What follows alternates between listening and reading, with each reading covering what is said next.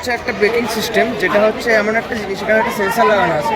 এই সেন্সারটা আমার চোখের এই আইলিপসগুলোকে ডিটেক্ট করবে।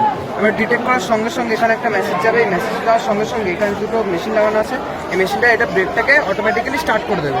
এবার যখনই আমি চোখ খুলবো ঠিক একই প্রসেসে এটা আমাকে চোখের আইলিপসগুলো ডিটেক্ট করবে। ডিটেক্ট করার সঙ্গে সঙ্গে এখানে দুটো মেসেজ যাবে। মেসেজ দিয়ে এটাকে ব্রেক সিস্টেমটাকে অটোমেটিক্যালি অফ করে দেবে। ডেমোটা যাতে ঘুমিয়ে না পড়ে মানুষের অ্যাক্সিডেন্ট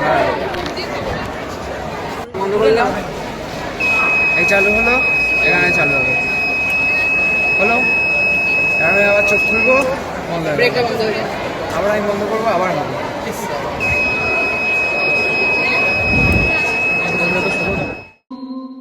কুইজ বোর্ডে যদি ঠিক অ্যান্সার দেওয়া হয় তাহলে লাইট জ্বলবে, আর যদি ভুল অ্যান্সার দেওয়া হয় কিছুই হবে না, অ্যালার্ট হবে না।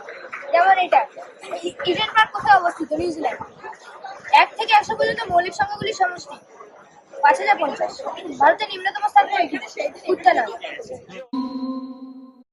গাছপালা কেটে ফেলি, তার ফলে তার পরিবর্তে যে নগরায়নের সৃষ্টি করছি, কলকারখানা সৃষ্টি করছি, তার থেকে বিষাক্ত গ্যাস যেমন সালফার ডাইঅক্সাইড, নাইট্রোজেন ডাইঅক্সাইড, এবং আমরা যে পার্সোনাল কারগুলো ইউজ করি, এক একজনের জন্য এক একটা কার, বা এক একটা বাড়িতে দেখি আমরা কখনো কখনো 4-5টা করে গাড়ি থাকে, সেই গাড়ি থেকে যে বিষাক্ত ধোঁয়া নির্গত হয়, যেমন কার্বন ডাইঅক্সাইড, কার্বন মনোক্সাইড, এগুলো যখন জলীয় বাষ্প বায়ুমণ্ডলে থাকে এবং জলীয় বাষ্পের সঙ্গে মিশ্রিত হয়, তখন এরা বিভিন্ন রকম বিষাক্ত গ্যাস উৎপন্ন করে, যেমন কার্বনিক অ্যাসিড, তারপর সালফিউরিক অ্যাসিড, সালফিউরাস অ্যাসিড প্রভৃতি।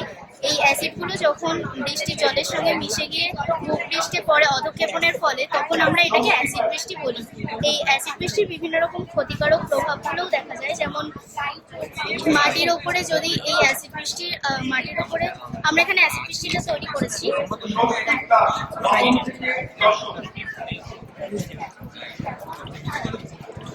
এই অ্যাসিড বৃষ্টির বিভিন্ন রকম ক্ষতিকারক প্রভাব রয়েছে, যেমন যদি মাটির উপরে আমরা প্রভাব বলি তাহলে দেখা যায় মাটিতে উর্বরতা হ্রাস পায়, আম্লিকতার পরিমাণ বেড়ে যায়। আবার যদি গাছপালার উপরে প্রভাব বলি তাহলে গাছপালা পাতা তার সালোক সংশ্লেষ ক্ষমতা হারিয়ে ফেলে, গাছপালার বৃদ্ধি ব্যাহত হয়।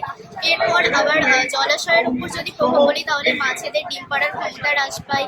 জলাশয়ের নিচে থাকা যে প্রাণীগুলো রয়েছে, শামুক জাতীয় বা খোলস, তাদের খোলসগুলো ক্যালসিয়াম কার্বনেট দ্বারা তৈরি, সেগুলো অ্যাসিডের সঙ্গে বিক্রিয়া করে দ্রবীভূত হয়ে যায়, ফলে তারা মারা যায়। এবং যদি এর পরিমাণ আরো বৃদ্ধি পেতে থাকে তাহলে একসময় তারা বিপন্ন হয়ে যায়। এটা হচ্ছে হাইড্রো ইলেকট্রিসিটির একটা মডেল, ঠিক আছে? এই মডেলে আমরা যেটা বোঝাতে চাই যে বৃষ্টির জল থেকে আমরা কি করে জল তৈরি করছি। এখানে যে ব্যাপারটা আমরা মডেলে করেছি, মডেল এখানে আমাদের জল পড়বে, বৃষ্টির জল যেটা পড়বে সেটা এখানে সম্পৃক্ত হয়ে এখানে আস্তে আস্তে পড়বে, যার ফলে এই মোটরটা ঘুরতে থাকে। আর এই মোটরটা ঘুরতে ঘুরতে যে পরিমাণ বিদ্যুৎ উৎপন্ন হবে সেটা ব্যাটারি থেকে শুরু হবে। আপনি সেই ব্যাটারির সাহায্যে এখানে ছোট আমরা এলইডি লাইট আছে, সেই এলইডি লাইটটা চলছে। চলছে লাইটটা যাচ্ছে, আর এটা মিনি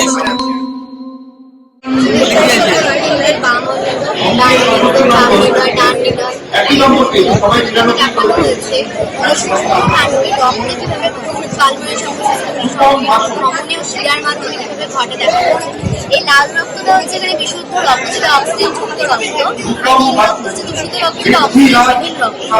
এখানে দেখানো হয়েছে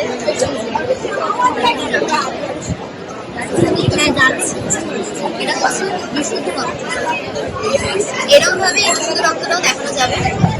এখানে দেখানো হচ্ছে বিভিন্ন অক্সিজেন মানে রক্ত কমে গেলে হৃৎপিণ্ডের কার্বন ডাই অক্সাইডের পরিমাণ বেড়ে যায়, তখন কি কি হতে পারে, হৃদরোগ সৃষ্টি হতে পারে বিভিন্ন মানবদের, তখনই পেস মেকার যন্ত্র বসানো হয়।